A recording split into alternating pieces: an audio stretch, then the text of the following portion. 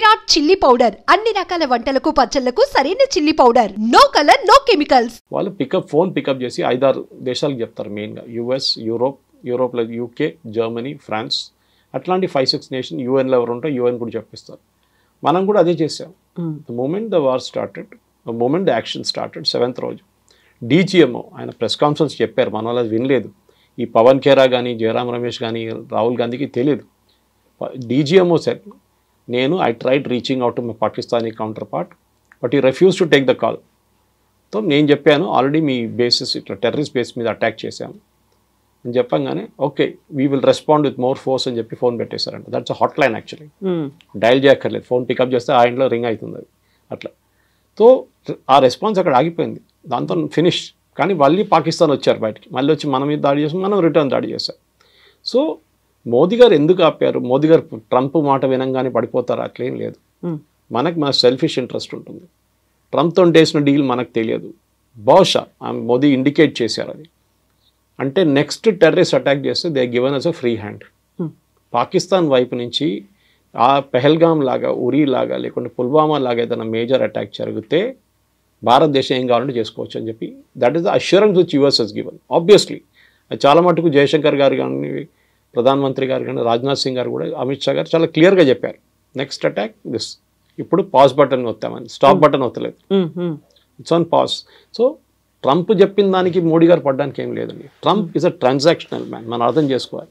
Real estate నుంచి వచ్చింది ఆయన. ఆయనకి పబ్లిసిటీ కావాలి, ఆయనకు డెస్పరేట్గా ఒక నోబెల్ పీస్ ప్రైజ్ కావాలి.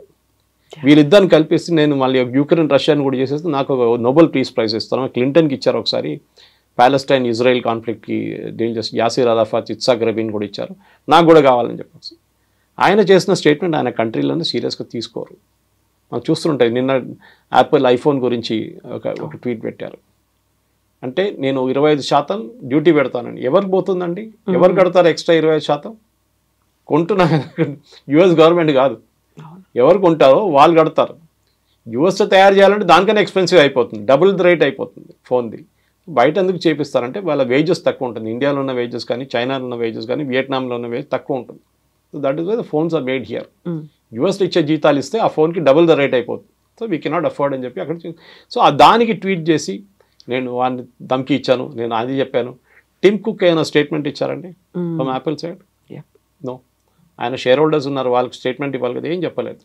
వీఆర్ కంటిన్యూయింగ్ బికాస్ యాపిల్ డైరెక్ట్గా భారతదేశంలో ఫోన్ తయారు చేయవు.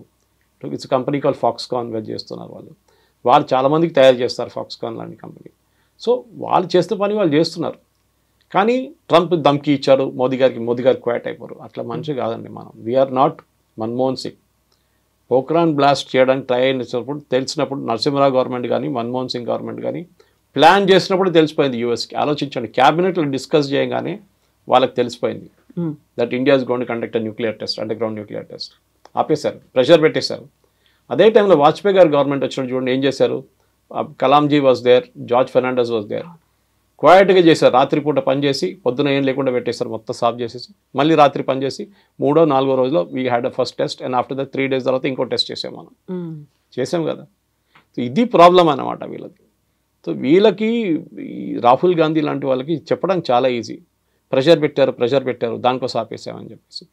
ఎన్నిసార్లు యూఎస్ మన మీద ప్రెషర్ పెట్టారు మనకే తెలుసు. షిమ్లా అగ్రిమెంట్ ఎవరు చేయించారండి? ఇందిరాగాంధీతోని, జుల్ఫికర్ అలీ భుట్టోతోని. దానికన్నా 1 సంవత్సరం ముందు బంగ్లాదేశ్ లిబరేట్ చేసిన మనిషిని 1 year తర్వాత మొత్తం ఇచ్చిన ల్యాండ్లన్నీ మనం ఇచ్చుకోవాల్సి వస్తుంది, including Hajipir. 1600 square kilometers we return to Pakistan Shimla అగ్రిమెంట్లో. ఎందుకు ఇచ్చారంటే స్ట్రాంగ్ లేడీ, ఐరన్ లేడీ, ఎందుకంటే యూఎస్ డిక్టేట్ చేశారు you have to give back this land అని చెప్పేసి. హాజీపీర్ అనేది చాలా పెద్ద హైట్లో ఉన్న మౌంటైన్. అది మన చేతిలో ఉంటే మన కార్గిల్ మనకే ఉంటుండే ఎప్పుడు దాకా. కానీ అప్పుడు కార్గిల్ జరిగిన వార్ జరగదు, కానీ వీ గేవ్ ఇట్ అవి ఇచ్చేసాం. అది చేసి చాలా తప్పులు ఉన్నాయి అట్లాంటిది. అప్పుడన్నీ మనం చెప్పుకొని వస్తే చాలా యూఎస్ ఇంటర్ఫియర్ చేసింది. కేజీబీ ఇంటర్ఫియర్ చేసింది దానికన్నా ఎక్కువ. కేజీబీలో మిట్రోకిన్ ఆర్కైవ్స్ చూస్తే మీరు, one of the spice who defected to US, his name is మిట్రోకిన్. ఆయన రాసిన ఒక పుస్తకం ఉంది మిట్రోకిన్ ఆర్కైవ్స్ అని చెప్పి. దాంట్లో ఓపెన్గా చెప్తున్నారు ఇందిరాగాంధీ క్యాబినెట్లో 3 మంత్రులు union ministers were KGB spies. KGB కోసం స్పైయింగ్ చేస్తున్న మనుషులు. వాళ్ళు ఏ క్యాబినెట్ మీటింగ్లో ఏ నిర్ణయం తీసుకుంటే నెక్స్ట్ మినిట్ మాస్కోకి తెలిసిపోతుంది. You're talking of the cold war days. ఆలోచించండి. సో మోదీ గారు ట్రంప్ చెప్పారని చెప్పి పడ్డం ఏం లేదండి. వీ విల్ ఎప్పుడు ఆపాలని మనకు తెలుసు. We cannot continue. Me believe చేయరు, ఆఫ్టర్ ద బంగ్లాదేశ్ వార్ మన కంట్రీ 4 సంవత్సరాలు బ్యాంక్రప్ట్ అయిపోయిందండి. ఏం చేయక్కర్లేదు. మీ ఇందిరాగాంధీ గారు చేసినట్లనే మోదీ గారు చెప్పాలి, సరే యుద్ధం కావాలన్నా మీకు ఒక డెఫినెట్గా చేయదు, ఒక పని చేస్తాను, రేపటి నుంచి పెట్రోల్ ప్రైస్లు 3 రూపాయలు పెంచేస్తాను, నాకు యుద్ధం నడిపించాలి కదా, డబ్బులు కావాలి కదా. అప్పుడు చూడండి, అప్పుడు మారిపోతుంది డైలాగ్. ఎందుకు యుద్ధం అవుతుంది, 3 రూపాయలు పెట్రోల్ నేను కట్టాను. So every war comes with a price అంటారు. హ్యూమన్ ప్రైస్ ఉంటుంది, బడ్జెట్ ఉంటుంది, ఈ రెండు ఉండాలి. ఎందుకంటే మిసైల్ ఫైర్ చేస్తే ఒక్కొక్క మిసైల్కి ఎంత పడుతుంది, S-400 $1 million పడుతుంది. So you cannot afford it. So కావాలంటే నడిపిస్తాం, కానీ ఏమండి, what is the end? Russia Ukraine కొట్టుకున్నట్లు కొట్టుకుంటే పోతాం, వాళ్ళు మన మీద వేస్తారు, మనం వాళ్ళ మీద వేస్తాం, మళ్ళీ వాళ్ళు మన మీద వేస్తారు. చిన్నపిల్లల ఆట కాదు కదా. So you have to have that maturity. అదే మళ్ళీ రిటర్న్ అదే పాయింట్కి వస్తాను అనమాట. ఎమోషనల్ మెచ్యూరిటీ లేదు. ఏదైనా మన ఇంట్లో కూడా డిస్కస్ చేస్తున్నప్పుడు కూల్గా ఆలోచించాలి ఏదైనా కానీ. Something similar should be done when you're dealing with politics also. So ఇప్పుడు మనం పాకిస్తాన్ నుంచి ఇక్కడికి వచ్చిన వాళ్ళు అక్రమంగా ఉన్నారు, లేకుంటే వీసా గడువు ముగిసిపోయింది, ఇమ్మీడియట్గా వాళ్ళని పంపించేసాము ఒక డెడ్ లైన్ అనేది పెట్టుకొని. ఇప్పుడు అలాంటి గడువే మే 30 వరకు ఉంది. వివిధ దేశాల నుంచి అక్రమంగా మన దగ్గరకు వచ్చిన వాళ్ళు అథెంటిక్గా వాళ్ళు ఉంటే ఓకే, అదర్వైజ్ మీరు వెళ్ళిపోండి అనే మాట. ఇప్పుడు ఇక్కడ ఒక రకమైనటువంటి కాన్ఫ్లిక్ట్ ఏమైనా కనిపిస్తుందా? వివిధ దేశాల నుంచి వచ్చారు, అందులో చాలా వరకు రోహింగ్యాలు వీళ్ళంతా ఉన్నారు, అందులో వాళ్ళ మీద సర్జికల్ స్ట్రైక్ చెయ్యాలి అనేటువంటి ఒక మాట కూడా గతంలో వినిపించింది. సో ఇక్కడ ఇంటర్నల్గా ఇంతమంది ఉన్నారు అనుకున్నప్పుడు డీల్ చేయాల్సింది ఎలా అంటారు? స్ట్రాటజీ ఎలా ఉండాలంటారు? మా యూఎస్ చేస్తున్నారండి, ఇల్లీగల్ వీసా పంపించేస్తున్నారు కదా అందరినీ. అలాంటిది మనం ఇప్పటిదాకా చేయలేదు కదా. చేయలేదు, అది ప్రాబ్లం. మన 140 కోట్ల మంది పాపులేషన్ ఉన్న దాంట్లో సుప్రీంకోర్టు మనం చెప్పారు, మనం ధర్మశాల కాదు ఇది. ఇదే రోహింగ్యాలు పాకిస్తాన్కి ఎందుకు వెళ్ళలేదండి? ఇదే రోహింగ్యాలు ఆఫ్ఘనిస్తాన్కి ఎందుకు వెళ్ళలేదండి? ముస్లిమ్స్ కదా వాళ్ళందరూ. సౌదీ అరేబియా తీసుకోవాలి ఉండే వాళ్ళని, యూఏఈ తీసుకోవాలండే, ఓపెన్ ఆర్మ్స్ ప్లీజ్ కమ్. ఖతార్లో వీళ్ళు టెర్రరిస్ట్ లీడర్స్ అందరూ అక్కడే కూర్చుంటారు. ముస్లిం బ్రదర్హుడ్ కానీ, ఐసిస్ కానీ, అల్ఖైదా కానీ, హమాస్ వీళ్ళందరూ ఖతార్ తీసుకోవాలండే. బహరీన్ తీసుకో, ఓపెన్గా యాక్సెప్ట్ చేయాలి, రండి మీరు రోహింగ్యా ముస్లిం, మాదే ముస్లిమ్స్, యూఆర్ సేమ్. వాళ్ళు తీసుకోకుండా భారతదేశంలో వచ్చి కూర్చున్నారు ఎందుకండి? నాకు అర్థం కాదు. అండ్ పంపిస్తే వీళ్ళేమో కాలిన్ గన్జాల్స్ లాంటి వాళ్ళు సుప్రీంకోర్టుకి వెళ్ళి బోట్లో తీసుకెళ్ళి, అండమాన్లో తీసుకెళ్ళి థాయిలాండ్ దగ్గర పడేశారు, మయన్మార్ దగ్గర పడేశారు అంటున్నారు. మన దేశంలో ఇల్లీగల్గా వచ్చారు, మీరు లీగల్గా రాలేదు. UNHCR కార్డ్స్ ఇచ్చారు, united nation human right commission, కానీ we are not a signatory to that commission. మేము యాక్సెప్ట్ చేయం. యాక్చువల్లీ ఇదే సుప్రీంకోర్టు 2 నెలల ముందు రోహింగ్యా పిల్లలకి అడ్మిషన్ ఫ్రీగా ఇవ్వాలని చెప్పి ఢిల్లీ స్కూల్స్కి ఆర్డర్ ఇచ్చారు.